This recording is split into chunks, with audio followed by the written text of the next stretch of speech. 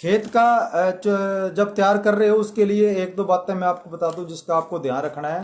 क्योंकि चने में कई किसानों के बाद में फ़ोन आते हैं बुआई करने के बाद कि उसमें दीमक और कटवर्म्स, ये दो बहुत ही महत्वपूर्ण कीट हैं चने के, जो खड़ी फसल को नुकसान पहुंचाते हैं। दीमक और कटवर्म्स ये इनकी जड़ों को काट के ख़त्म कर देते हैं। इसके लिए आपको अभी से पहले से खेत जब आप तैयार कर रहे हो किसान भाइयों, तो आप खेत का उपचार करें। दीमक और कटवर्म के लिए कुनाल फास 1.5% जो डस्ट आती है वो 6 किलो प्रति बीघा।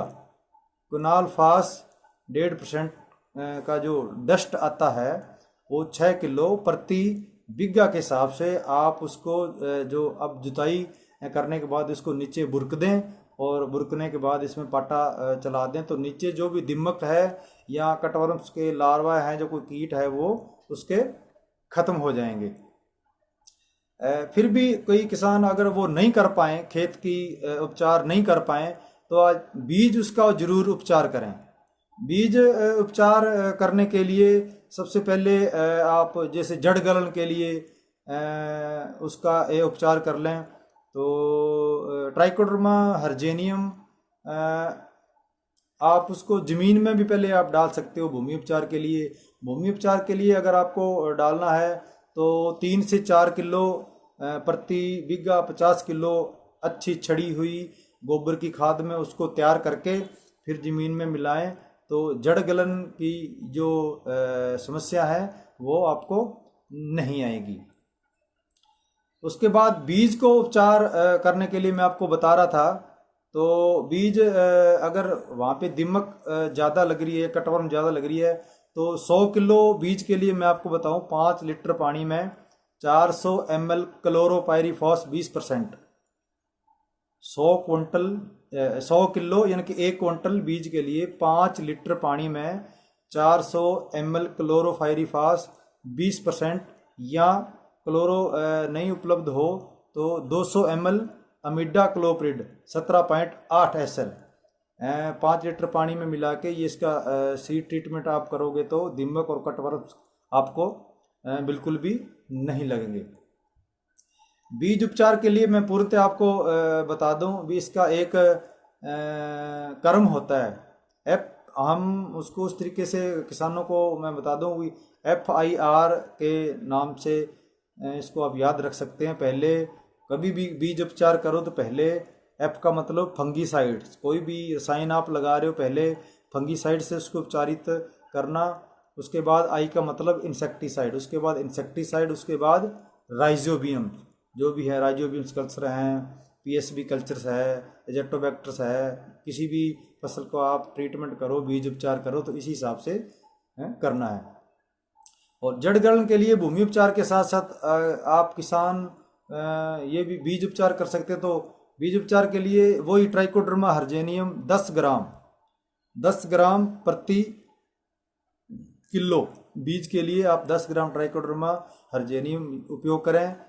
4 ग्राम क्लोरोपायरीफॉस या 2 ग्राम अमीडा क्लोप्रिड, ये सीड पे आप बढ़िया तरीके से उसकी परत बना के बीज पे लगा के बोएंगे तो आपको बाद में आने वाली जितनी भी परेशानियां हैं वो बिल्कुल नहीं आएंगी।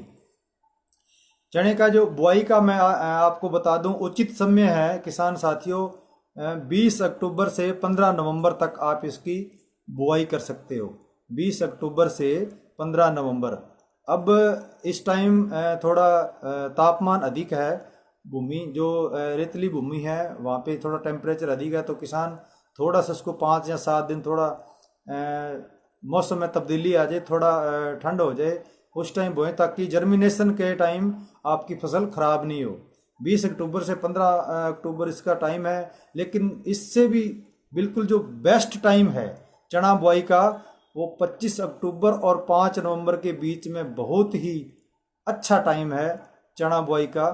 और इसका जितनी भी मैंने आपको किस्में बताई किसान भाइयों, अगर उसका उचित प्रबंधन आप करोगे बढ़िया तरीके से और मौसम अनुकूल रहा और तो लगभग 24-25 क्विंटल प्रति हेक्टर के हिसाब से जितनी मैंने आपको ये किस्में बताई ये उतना प्रोडक्शन देंगे।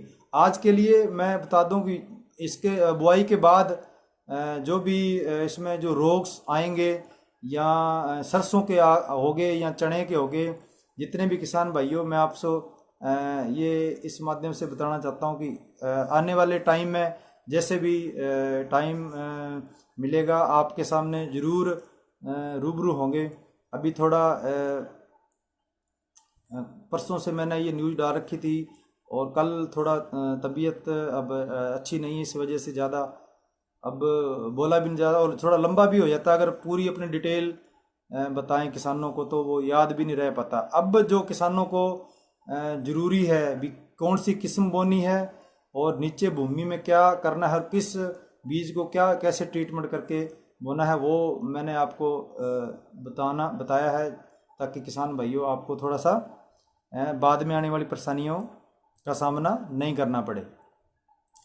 इसके साथ साथ मैं आपको एक दो संदेश हैं वो देना चाहता हूँ। भारत सरकार ने एक नियम अधिनियम मान लो जो भी बनाया है कि जो फसल का जो अवशेष है, फसल अवशेष प्रबंधन किसानों को करना है। जो किसान धान बो रहे हैं या आगे अब गेहूं बोएंगे, धान कटाई के बाद वो अपने धान में की पराली में या गेहूं का जो पीछे कचरा बचता है उसमें आग लगा दी जाती है।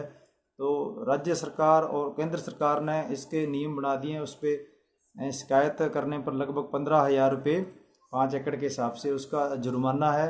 और वैसे भी किसानों से मेरी राय है कि उसका जो फसल अवशेष है उसको आप भूमि में अगर मिलाओगे तो किसान भाइयों वो आपकी भूमि की उर्वरा शक्ति को बढ़ाएगी और ये प्रदूषण जो होगा उससे भी अपन छुटकारा मिलेगा।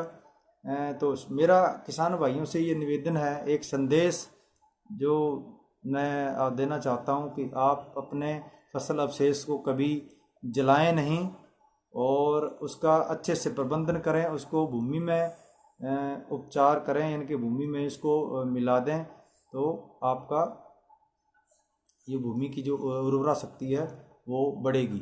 तो आज के लिए किसान साथियों इतना ही। अगर किसी की कुछ बात है पूछनी है तो मैं